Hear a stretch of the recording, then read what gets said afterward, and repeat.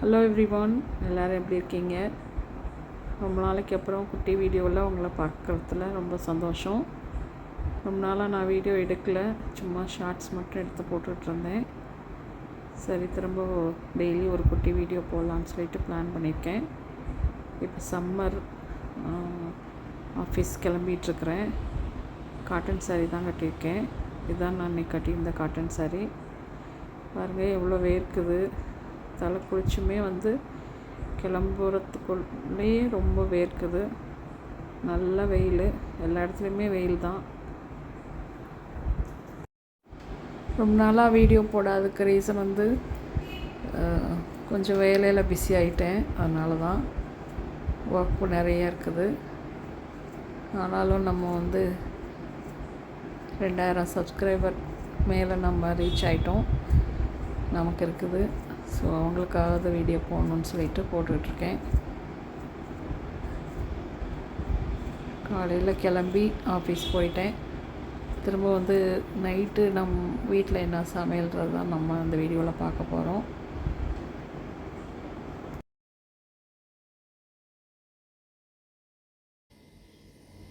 இன்றைக்கி நம்ம வீட்டில் என்ன சாப்பாடு பார்க்கலாம் வாங்க. ஒயிட் ரைஸ் வச்சுருக்கேன், இன்னும் ஸ்டீப் மோடில் ஓப்பன் பண்ணோம். அப்புறம் பருப்பு,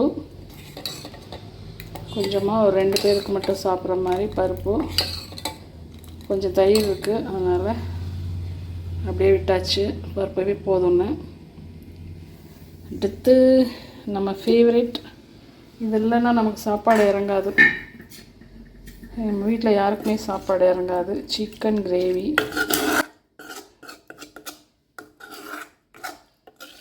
சும்மா ஆள் கொஞ்சம், நாங்கள் பெரியவங்க 2 பேர், பாப்பா ஒருத்தி. ஸோ இது போதும். இதுதான் எங்கள் வீட்டில் இன்றைக்கி சாப்பாடு.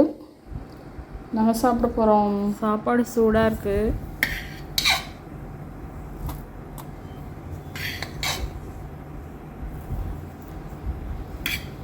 ஃபேன் போட்டு ஆற வச்சு சாப்பிட வேண்டியதான்.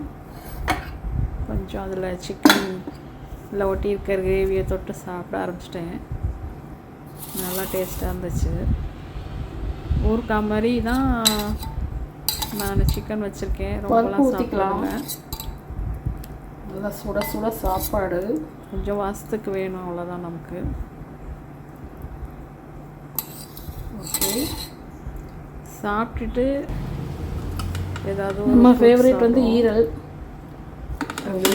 அந்த சீசனுக்கு ஏற்ற மாதிரி இப்போ மாம்பழ சீசன்றதுனால மாம்பழம் சாப்பிட்ணும்.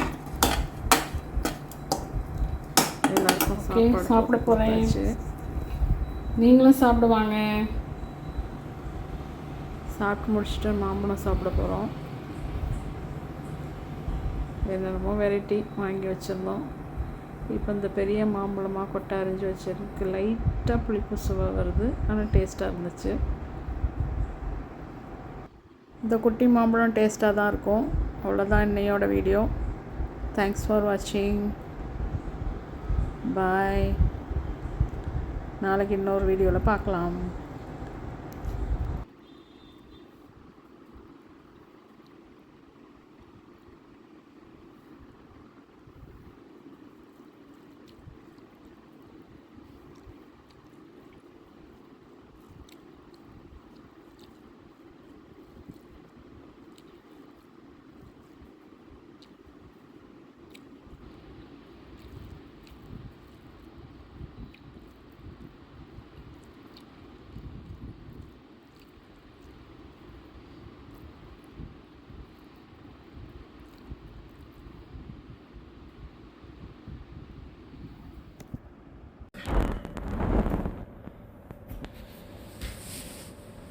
Okay, pick your mango.